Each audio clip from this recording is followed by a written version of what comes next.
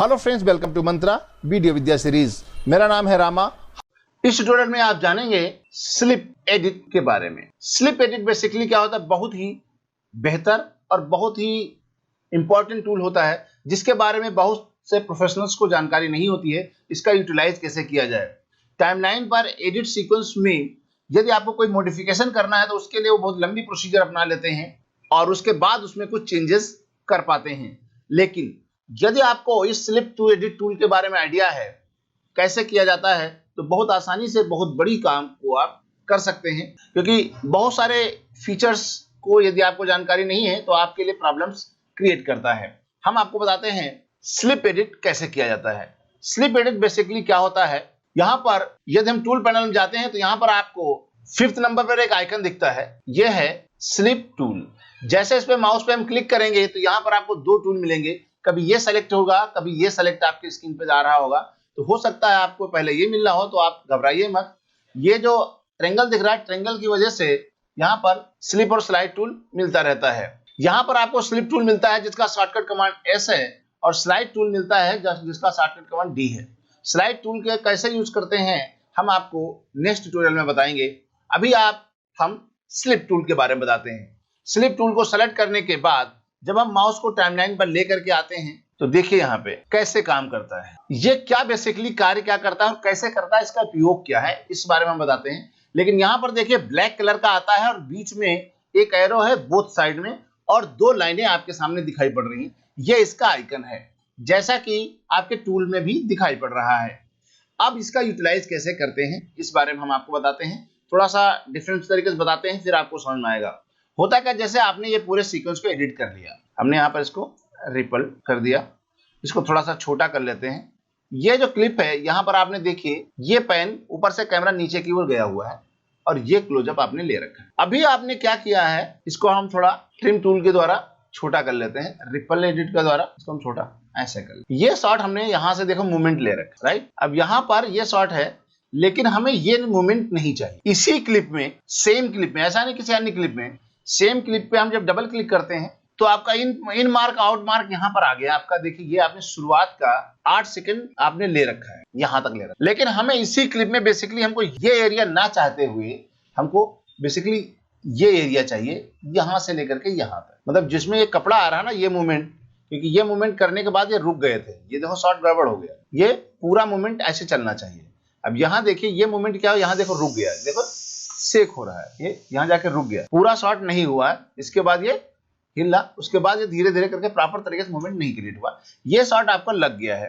अब हम चाहते क्या है कि ये ना लगने के बजाय हमको यहां से लेकर के, जहां से देखिए पंडित जी यहां से इसको उठा रहे हैं और आगे का शॉट मत्थे पे लगा रहे हैं, ये एरिया चाहिए, इसी एरिया में, इस जगह पे।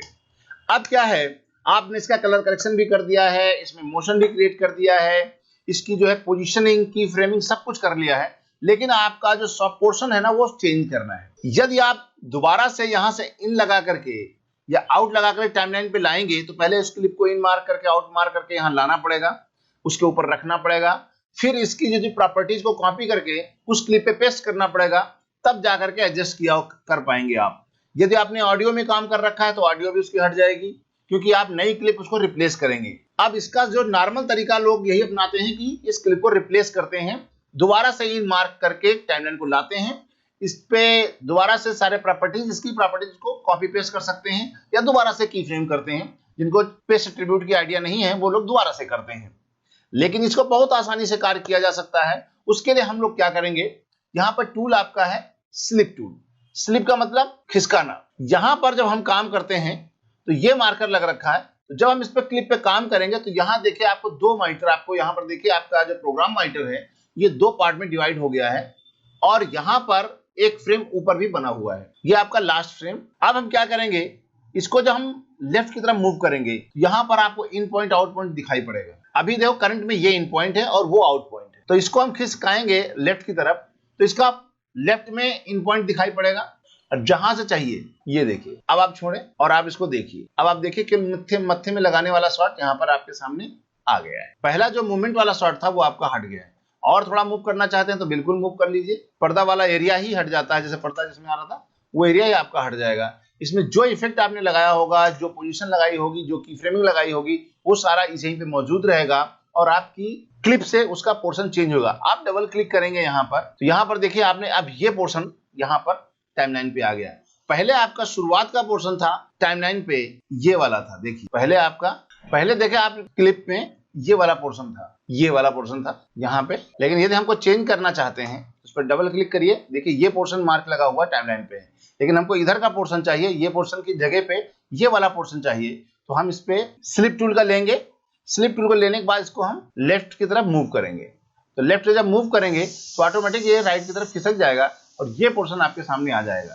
तो अब आप देखिए जो पर्दा दिख रहा था फ्रेम के सामने वो आना बंद हो गया है, मूवमेंट खत्म हो गया है, आपका ये फ्रेम आपके सामने टाइमलाइन पे आ गया है। डबल क्लिक करेंगे तो आपको आइडिया लगेगा, देखिए अब टाइमलाइन पर ये एरिया आपका मौजूद है। यानी मेरा कहने का मतलब ये है, यदि आपकी क्लिप की ड्यूरेशन 1 मिनट है और आपने शुरुआत का 10 सेकंड आपने ले रखा है टाइमलाइन पे, लेकिन आपको बीच का 10 सेकंड चाहिए, जैसे आपने 1 से लेकर के 10 सेकंड तक क्लिप टाइमलाइन पे मौजूद है, लेकिन आपको उस टाइमलाइन पर 30 सेकंड से लेकर के 40 सेकंड वाली क्लिप चाहिए, तो आप यहीं पे स्लिप टूल का यूज करके आराम से यहां से देखते हुए दोनों मॉनिटर को आप देख सकते हैं और बेहतर तरीके से समझ सकते हैं इसमें और आपको क्या करना है। लेफ्ट और राइट मूव करा करके क्लिप के इन पॉइंट और आउट पॉइंट को आप शिफ्ट कर सकते हैं किसी अन्य लोकेशन पर। मतलब यह है जो क्लिप आपने मार्क करके टाइमलाइन पर लेकर के आए हैं, उस मार्किंग एरिया को आप शिफ्ट करके किसी अन्य एरिया पे ले जा सकते हैं और टाइमलाइन पर क्लिप में जो कंटेंट है उसको बिना किसी रिप्लेसमेंट के, बिना किसी एडिट के आप चेंज कर सकते हैं। यानी एक बड़ी क्लिप में से किसी पर्टिकुलर एरिया को आपने टाइमलाइन पर जो ले रखा है, वो उस अलावा उसी क्लिप में से उतनी ही ड्यूरेशन का कोई दूसरे लोकेशन का कोई शॉट लेना है तो आप बेहतर तरीके से इससे शिफ्ट करके ले सकते हैं। Thank you for watching. तो आप हमारे साथ बने रहिए, देखते रहिए, सीखते रहिए और अगले वीडियो तक रामा की राम राम।